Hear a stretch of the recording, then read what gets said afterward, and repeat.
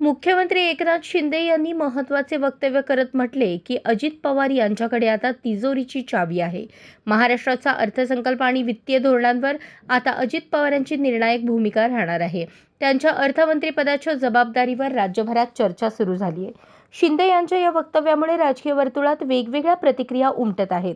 अजित पवार यांचे निर्णय राज्याच्या अर्थव्यवस्थेवर कसा परिणाम करतील याकडे सगळ्यांचे लक्ष लागले आहे। या राजकीय घडामोडींची अधिक माहिती जाणून घेण्यासाठी व्हिडिओ नक्की पहा। मी आणि दादा इथं आहे।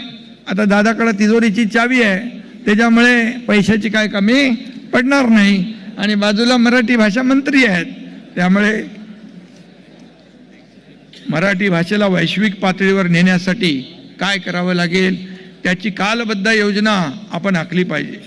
महाराष्ट्रातल्या सर्व उदय सामंतजी, आपण महाराष्ट्रातल्या सर्व प्रमुख शहरामधून अशी ग्रंथ प्रदर्शने झाली पाहिजेत। तुमच्या बाजूला दादा बसले, त्याला काही जास्ती पैसे लागणार नाहीत। आणि